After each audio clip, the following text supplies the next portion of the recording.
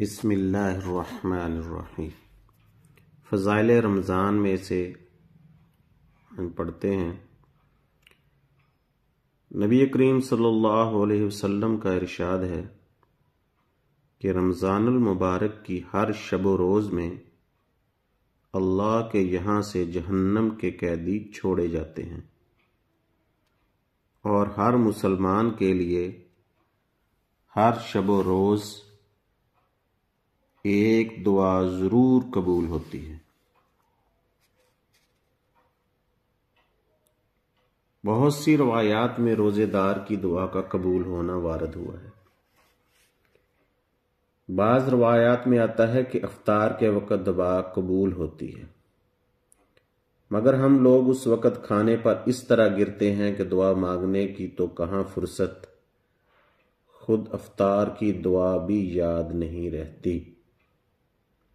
افطار کی مشہور دعا یہ ہے، اللہم لک صمت وبک آمنت وعلیک توکلت وعلی رزقک افطرت۔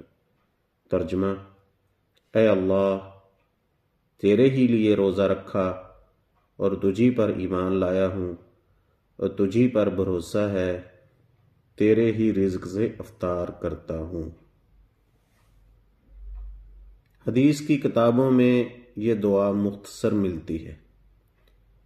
اس کے علاوہ بھی مختلف کتب میں دعائیں منقول ہیں، جیسے حضور صلی اللہ علیہ وسلم سے بھی یہ دعا منقول ہے کہ یا واسع الفضل اغفر لی، یا واسع الفضل اغفر لی۔